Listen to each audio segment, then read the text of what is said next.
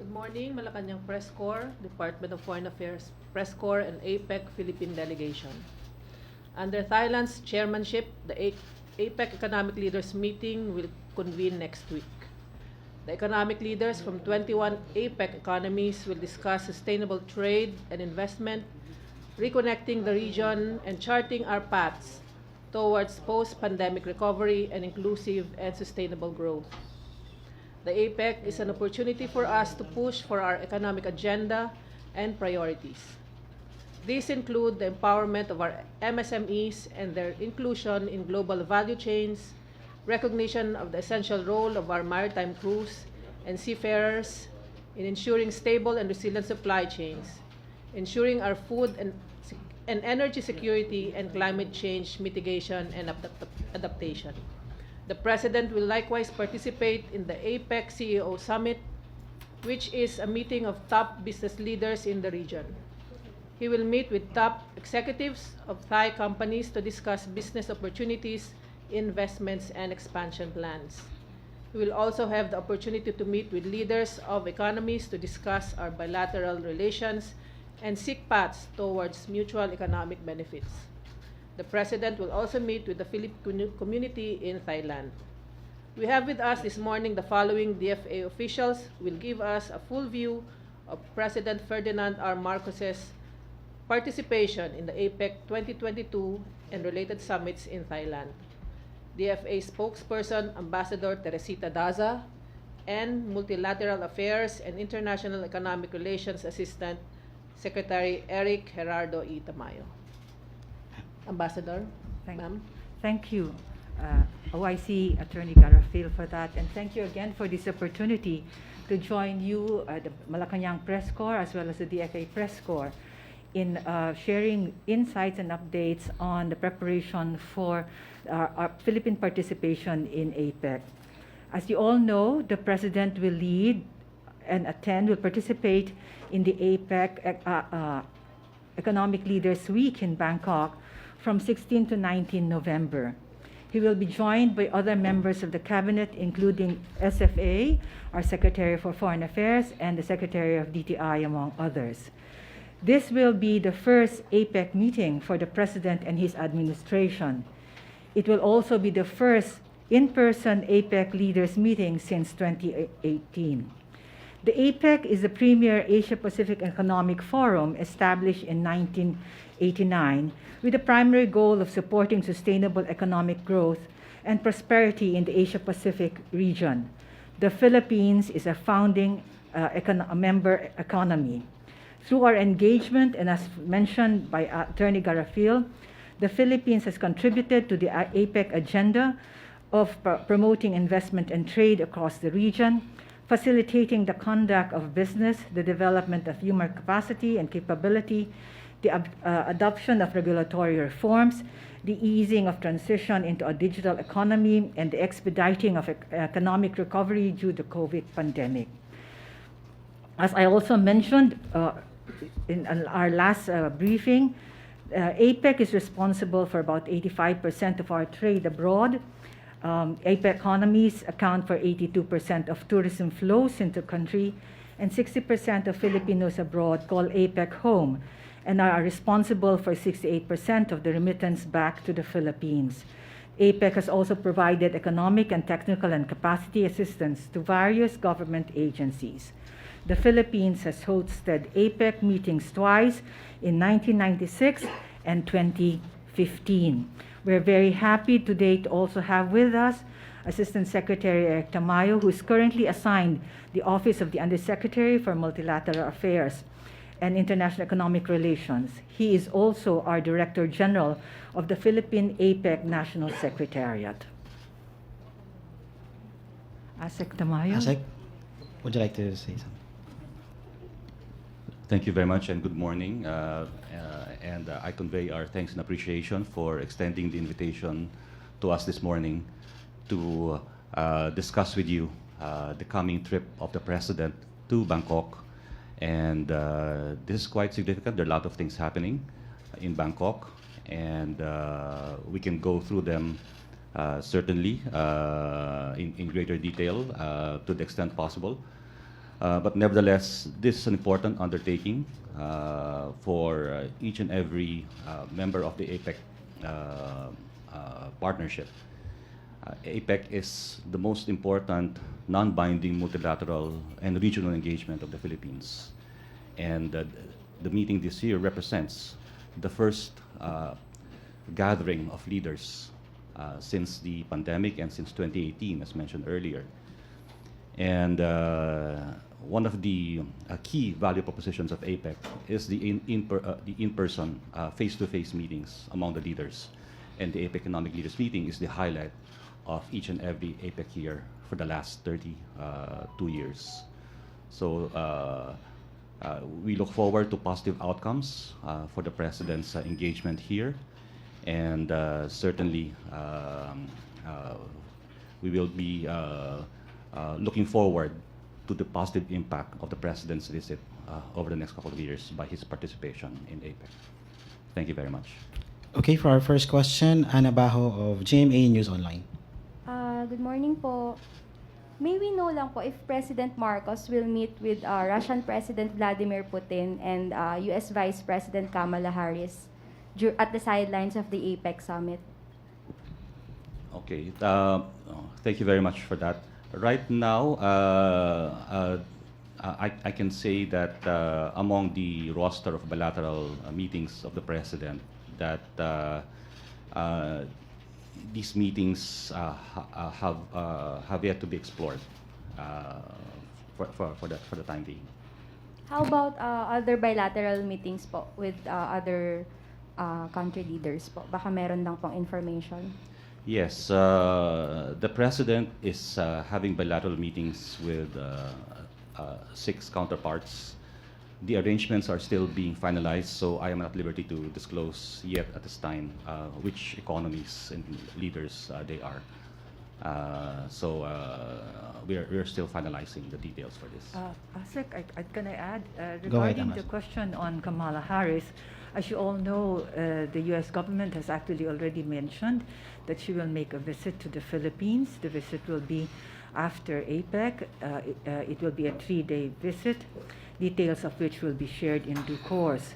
The Philippines, of course, welcomes the visit of the Vice President to Manila, as it will provide another opportunity to further strengthen our engagement with the U.S. following high-level meetings in the past. She will also be joined by the second gentleman in this forthcoming visit. As I mentioned, details will be forthcoming as soon as these are available. Okay, next question, Alvin Baltasar, Radyo Pilipinas.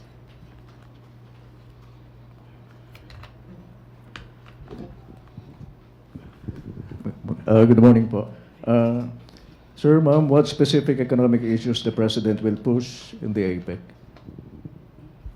Yes, thank you very much for that. Definitely, the President will push for APEC revitalizing its role as a driver of global economic growth. If you may recall, prior to the pandemic, the Asia-Pacific region had been the significant driver of global economic growth, and this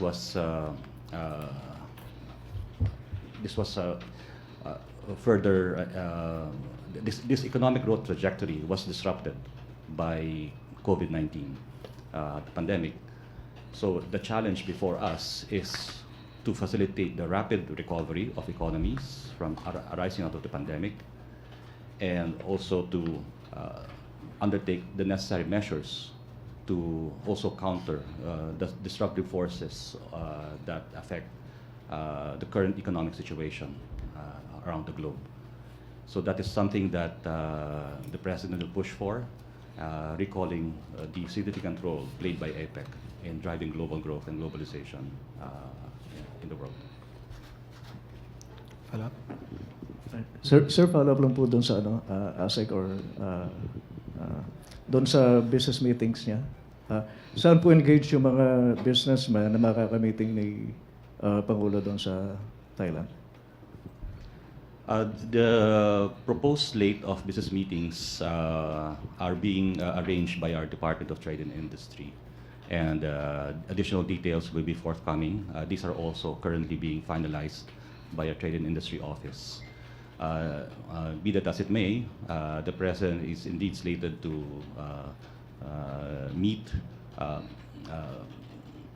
executives of businesses based in Thailand in the hopes of attracting business and additional investment into the Philippines. Okay, Ivan Mayrina, GMA7. Sec Tamayo, sir. Good morning. Good morning. You said you were looking forward to positive outcomes. What outcomes exactly are we hoping for? Well, this is in the context of the challenges that we are facing around the world.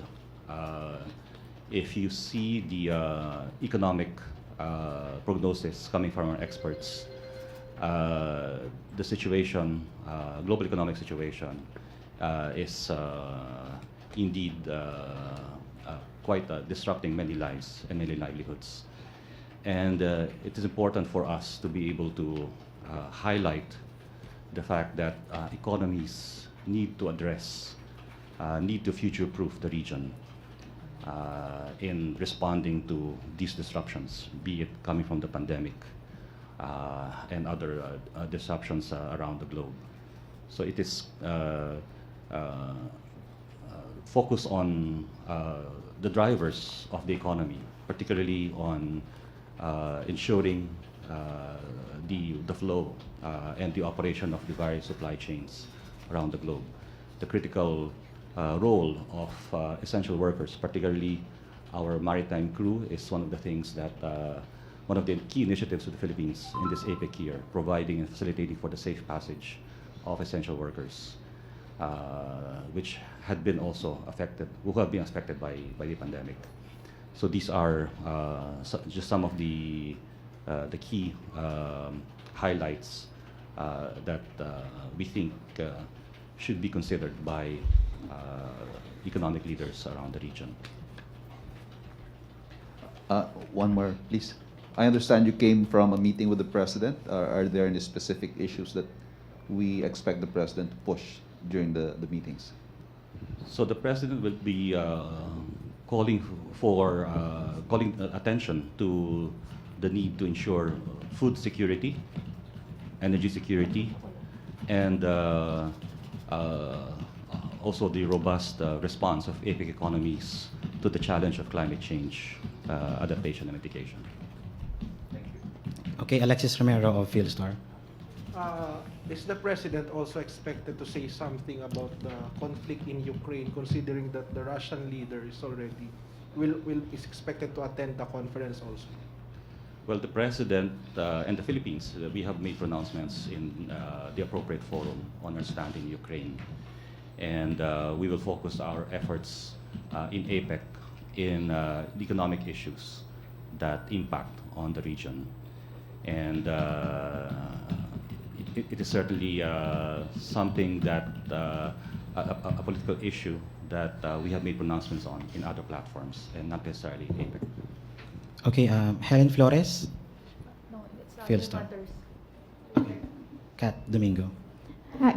Good afternoon, sir. Sir, you mentioned that the president will be pushing for food security and energy security as well. Will he bring up deals with Russia, existing and otherwise?